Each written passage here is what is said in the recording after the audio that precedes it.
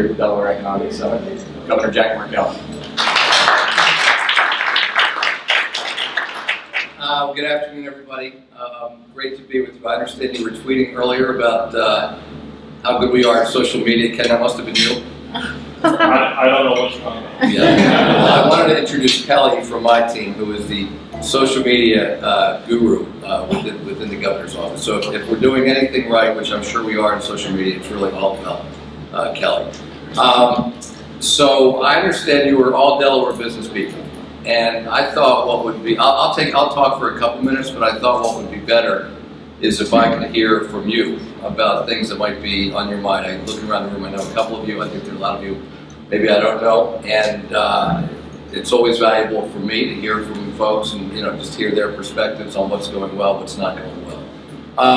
The bottom line, I think the things are definitely getting better. It's been a very painful few years for sure.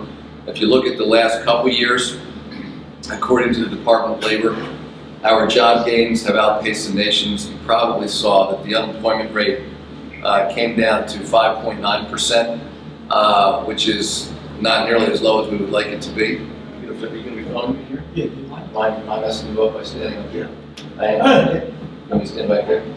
Seriously?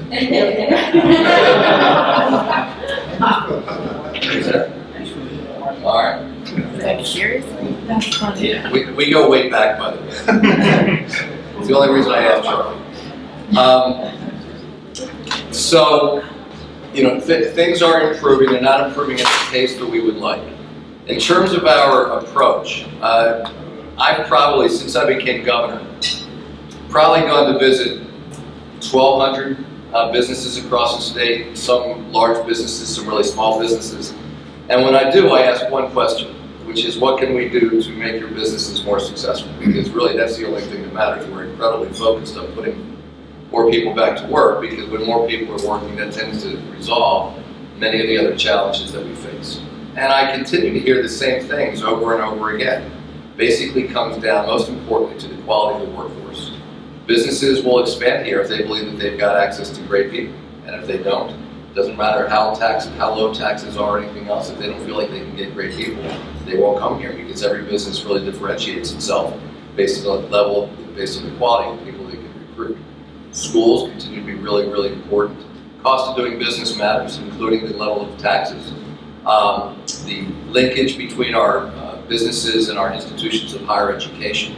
Quality of life issues matter a lot, because people want to work in places where they want to live.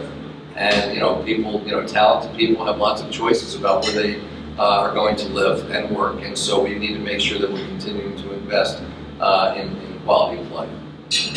And so these are all, and of course, the responsiveness of the government. And so one of the things we did last year is we did not just an exercise, we did a major effort. Each of our state agencies hosted a public hearing in each of our 3 counties, where we invited members of the public, businesses in, to tell us what regulations are working, what regulations are not working. And as a result of that effort, we either got rid of or changed 130 state regulations. And that's an effort that will continue, should continue over time. But one of the things you can hear over and over again in any government is there are too many regulations. Well, that doesn't really tell you very much. The question is, which ones are really the problems? And so we really wanted to get into the specifics. And I think you can see, when you see companies like Capital One added 1,000 jobs over the last year, JP Morgan Chase added 1,200. Company Grayling Industries is moving 115 jobs from Mexico up to Seaford.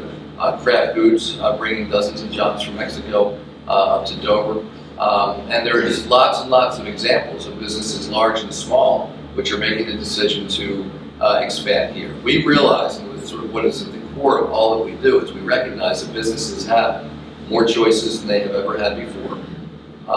And we're not entitled to businesses saying, okay, we're going to come to Delaware, we're going to hire in Delaware, just because we have a pre-existing relationship.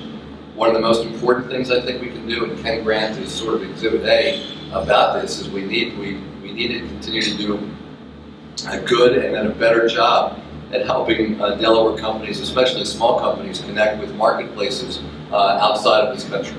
Because one of the things I want to do is I want to make sure that Delawareans can participate and economies that are growing faster than the American economy. And there have been a bunch of them. And so just this morning I did an hour-long session in Philadelphia with a Latino magazine or newspaper to focus a lot on the connection between Delaware and the global economy.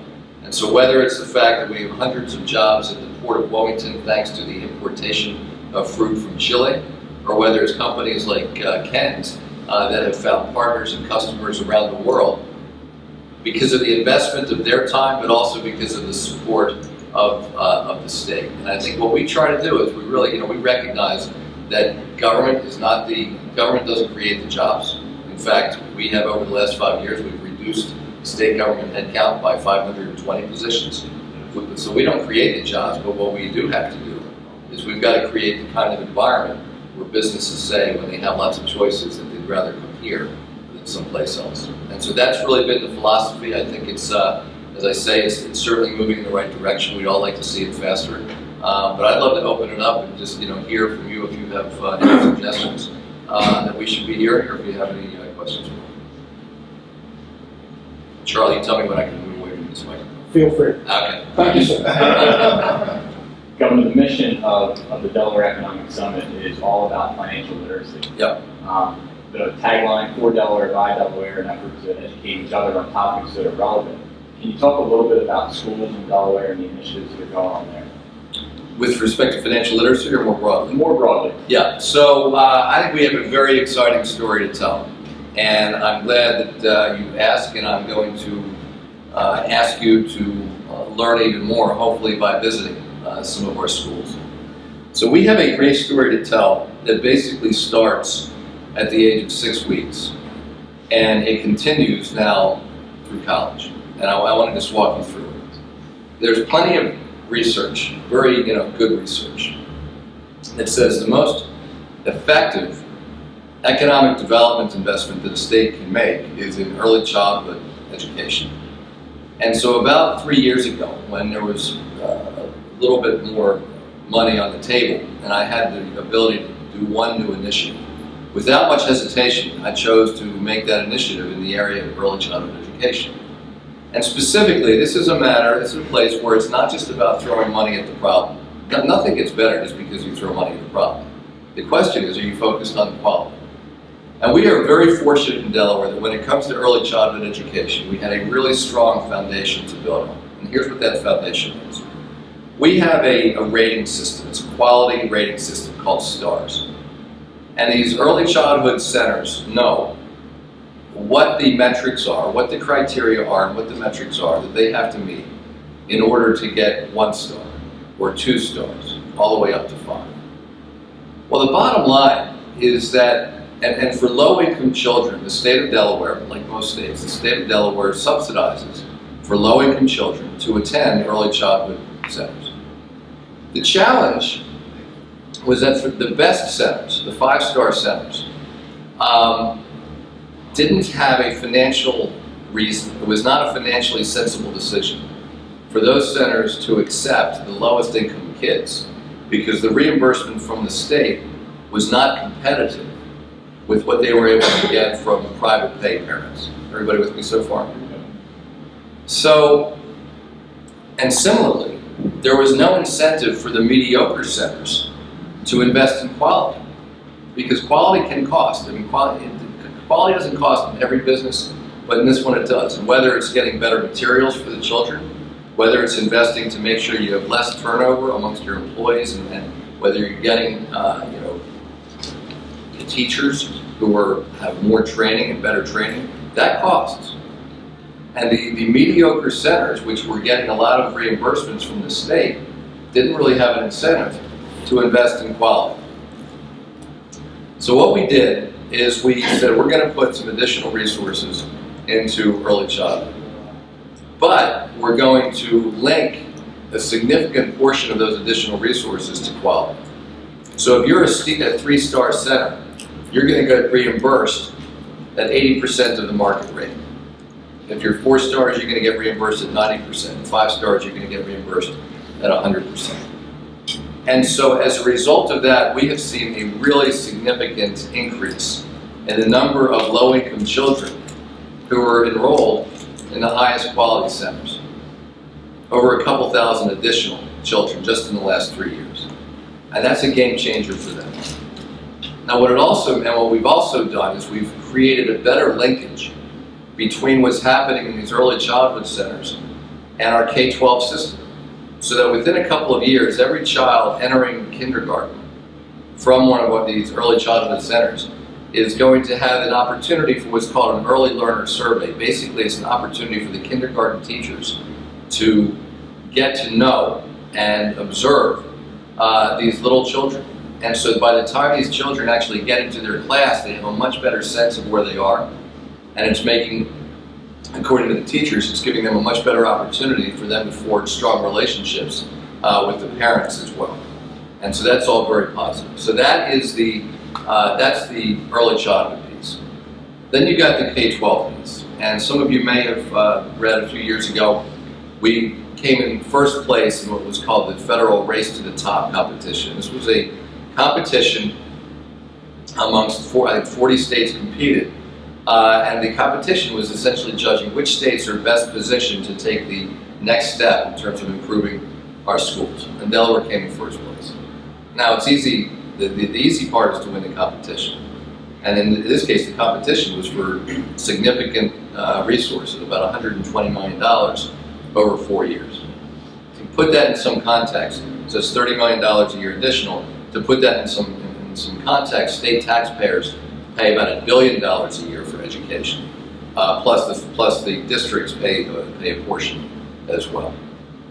So winning the competition we knew would be the easy part. The more difficult part is, actually implementing the new plans. And so what are those plans? The first was really raising the bar of what it is that we expect our kids to know. And this is the Common Core standards. And you may have heard about these, but it's basically saying we expect our kids to know.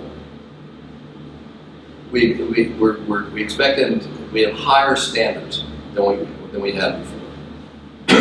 20 years ago, Massachusetts went down this path. There was a lot of pushback. 20 years later, Massachusetts students, year in and year out, do the best when you compare all of the U.S. states. And there's something we ought to learn from other states, and raising the standards was really important. That's number one.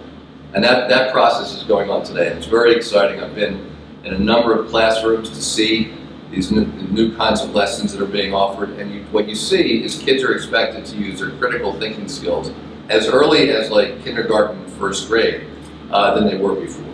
And I'd be happy to go into examples if you want. But higher standards is one piece.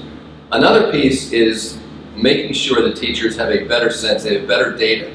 There's no business that can be successful if the people running the business don't have a very good sense of how the business is doing. But the level of data that's been available in our education system has generally been pretty poor. And so we've invested significantly, and now teachers and principals and superintendents have access to much better data than they've ever had before about how students are doing. And then combined with that, every teacher in the state now spends between 45 and 90 minutes a week sitting down at tables just like this one with 5 of their peers, so 6 teachers sitting down for 45 or 90 minutes a week, drilling into what the data is telling them about student performance. We have a fancy word for this, it's called professional learning communities. But when I talk to teachers, what a lot of them are telling me is that the combination of Common Core, better data, and these professional learning communities are making them more effective as teachers. We've also taken some steps to raise the bar in terms of what it takes to get into one of the teacher preparation programs in our institutions of higher education, and also raising the bar about what it takes to get out and to get into the classroom. Todd, I'll take that. Thank you. Thank you very much. Thanks. So we're really trying to elevate the teaching profession. I mean, there is no question that the most important factor within our control, and when it comes to a kid's education, has to do with who's in front of them in the classroom.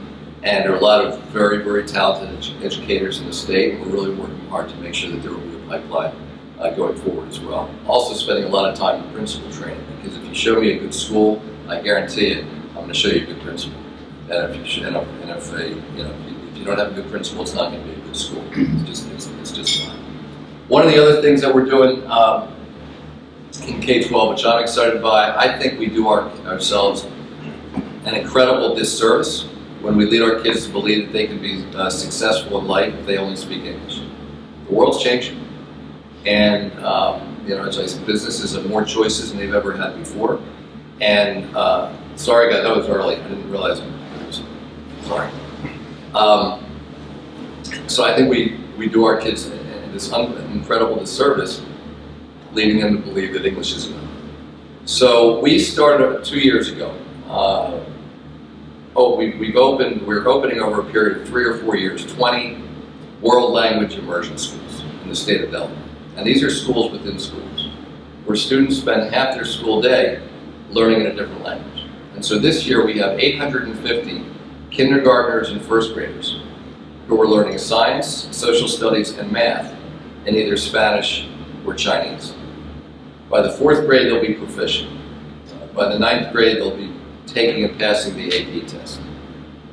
And I think it's an incredible gift to these kids that they're going to have this ability. And I also think it sends a really important signal to employers that Delaware is taking the global economy very, very seriously.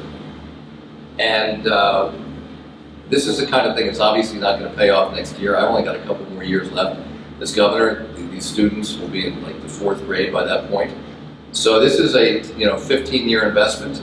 But imagine where we'll be when we have thousands and thousands of young people in Delaware who are absolutely bilingual in at least those 2 languages. And if schools or districts want to choose a different language, they can do that. We need a critical mass of schools to choose a particular language. But I think it's a really positive thing. So that's the second piece. I talked about early childhood.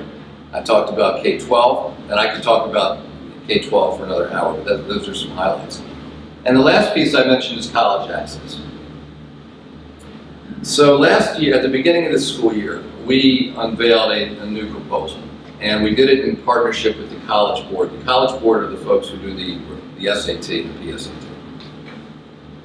And we did this proposal based on research that we had read about coming out of Stanford University. There's a professor out there named Caroline Hoxby, who identified the problem that there are an awful lot of low-income kids across the country who could be successful in college, but who never apply, either because they come from families where it's not really within the realm of experience or they think they can't afford it. And by the way, college is not for everybody. A 2-year degree is not for everybody. What is for everybody for sure is ongoing training and ongoing education. But for the moment, I'm just going to talk about the kids who could be successful in college. And so what we did, and one of the things that distinguishes Delaware from other states, we offer every high school sophomore the PSAT during the school day. They don't have to come in on the weekend, and the state pays for it. And every high school junior takes the SAT during the school day. In fact, it was just last week. They take it during the school day, the state pays for it. And so our participation rates for taking the SAT are much, much higher than other places. But what this does, it gives us incredible information. And there's a lot of research that shows the connection between how you do on your PSAT or your SAT and whether or not you're ready for college and likely to succeed. And so what this enabled us to do, because we know who these kids are, is to identify the students who could be successful in college and then reach out to them in an aggressive way so that they actually apply. And for kids, and this is for kids who are low income or not low income. For those who are low income, as soon as they get their SAT results back, the College Board, we did this partnership with the College Board, the first state to do this.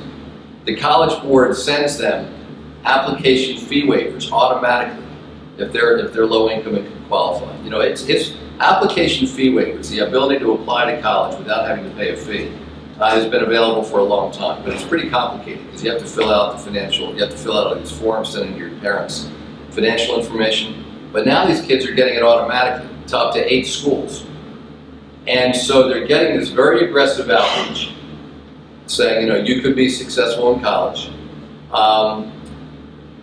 They're followed up with, you know, postcards and I guess texts and these kinds of things. We have a partnership. Almost every high school in the state last year, I think every high school in the state this coming year, participates in November in what's called College Application Month, where during computer lab, the students fill out their the Common App. And then during English class, they'll be working on their application essays. And then we've got hundreds and hundreds of volunteers coming from local employers and then from our institutions, the students like college students, who sit down with the kids to help them with their essay and sit down with the families to help them with the financial aid form. And so we had this goal this year, we called it Getting to Zero. And the idea was we want to get to zero the number of students who could be successful, who we know could be successful in college, but who don't apply. We didn't want to have any of those students. And I didn't really think that we would get there, but in fact, every student who's on track to graduate, who based on their SATs could be successful in college, applied this year. Now it's still early to know. We don't know if they're all going. We don't know where they got in yet. But I think that's pretty encouraging. And the other thing we did, it allowed us to have a conversation with students that goes something like this. If you look at the PSAT scores, which students generally take in 10th grade, and you say, okay, of all the students who took the PSAT, let's say there are 100. There's obviously a lot more, but let's say there are 100 of them who, based on their PSAT scores, would likely be successful in college. By the time they take their SAT scores, but by the time they take their SATs, 14% of them are no longer scoring at a level that says they'd be likely to be successful in college. And if you look at African American kids, it's 35%. 35% of the African American kids who, based on their PSAT, would likely be successful in college, by the time they take their SAT, are no longer scoring at a level that says they'd be succeeding in college. And the College Board did a ton of research looking at this, and what they found is that students are not challenging themselves. Because the best way to really get a good trajectory in terms of your academic future is to challenge yourselves with the most rigorous possible classes. And so we've got a strong initiative underway to get more students taking the APs, which is working. A lot more students are taking the APs and passing them. I proposed a couple months ago that every high school senior have the opportunity to take a college class while they're still in high school, which we think is one of the things we know. A lot of the kids who drop out of school are dropping out not because they're not intelligent, but because they don't feel challenged. They don't really see the relevance between what they're studying and what they will do for the rest of their lives. And so we're doing a number of things and having a lot of conversations with these kids to encourage them to take the hardest classes in which they could be successful. So anyway, a lot of stuff. It's a long answer to your question, Todd, but there's a lot of stuff going on that we're really excited about. We have certainly more to do, but a lot of good stuff going on. I want to introduce Representative Mike Ramone, who just walked in. Anybody else? Yes?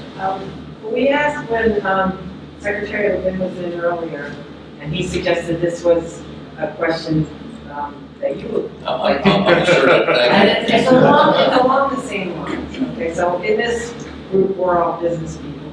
What are we doing to involve the business community in figuring out what skills we're teaching the kids so that the kids that graduate from college or high school are prepared in the things that the local businesses need. Yeah, great question. The short answer is more than ever. It's also an important question. I don't remember the figures exactly, but if you ask, there's a significant disconnect, and this is not Delaware specific, this is across the country, but there's a significant disconnect between, when you ask the question, are students graduating from high school with the skills that are needed in the marketplace, the people in the education community give a very high number. They say something like 85% of the students are graduating with the skills that they need. And when you ask people in the business community, they give a much lower number. And so we think it's a very, we need to narrow that gap. So a couple things.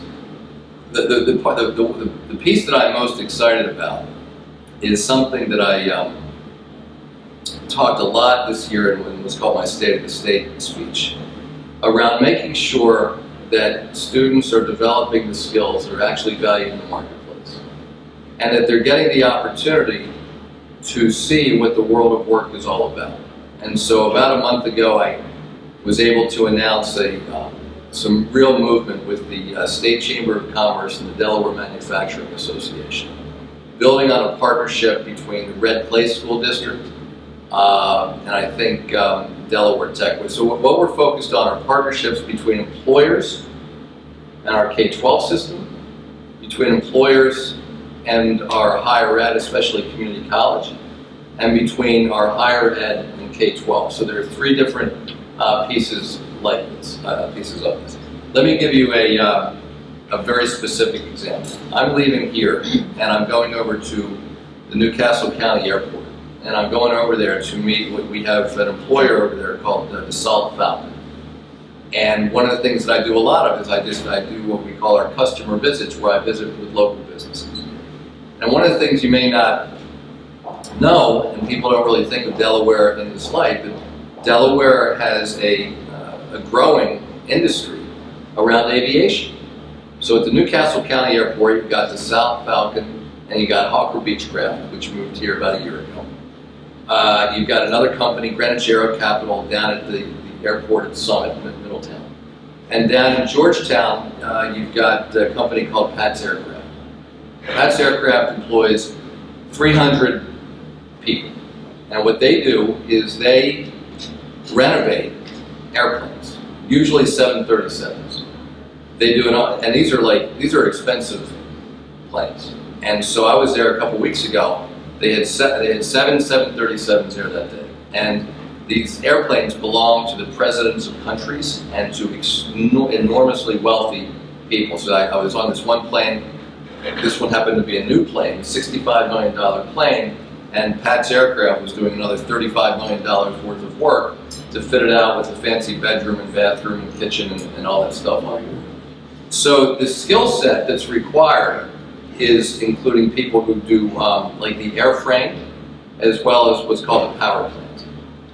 Well, these are difficult skills, and it's not like there are a whole bunch of people floating around. And so one of the things that we've done is we've really connected our local aviation employers with, especially Delaware Tech.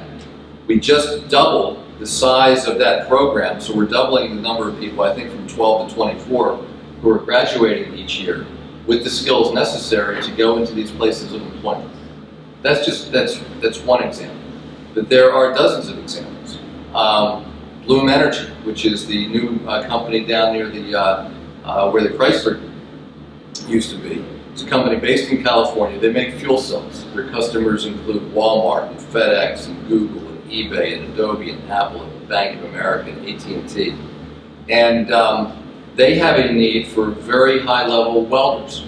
And so Delaware Tech actually sent a couple people out to Sunnyvale, California, which is where Bloom's headquarters is, to spend time working to see sort of exactly the kind of welding that was required so that they could come back here and teach people the kind of welding that is valued at Bloom. When the refinery reopened, there was a real connection between the refinery used Delaware Tech to train people.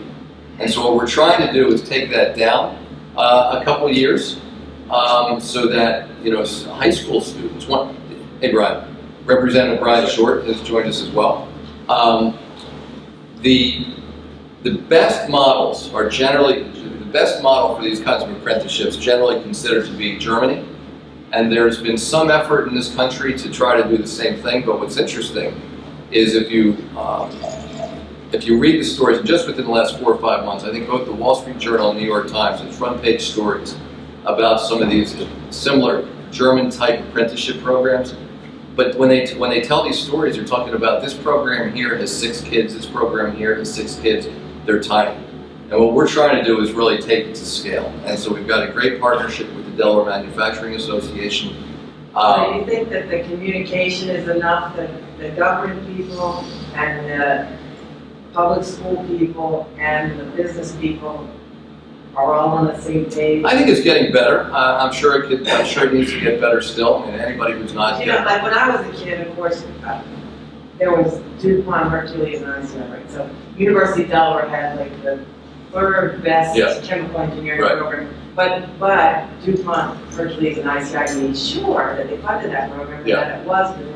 So, and I just was wondering. So DuPont was actually, I think, the first company to sign on to this thing I announced. Now I think we've got 10 companies that have signed on in terms of providing these opportunities. And it's not just a matter of what's being taught in the classroom. It's also a matter of giving these students the opportunity to get into these companies and to see how what they're learning in the classroom is going to apply to the work they're doing. It's similar to the work we're doing around STEM education, science, technology, engineering, and math. And one of the best examples I have there is a guy named John, I think his first name is John Singer. He teaches, he's a science teacher at P.S. DuPont Middle School. And I've been into his classroom where he, at 7th grade, teaching 7th graders. These kids are learning trigonometry in 7th grade. And then they go into behind the school and they're launching rockets that they've built.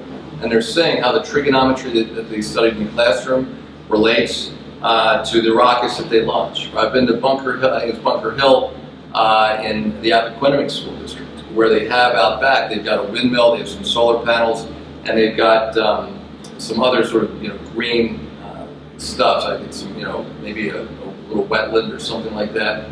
They learn about the stuff in the classroom, and then they get outside and they see the hands-on, how it relates hands-on.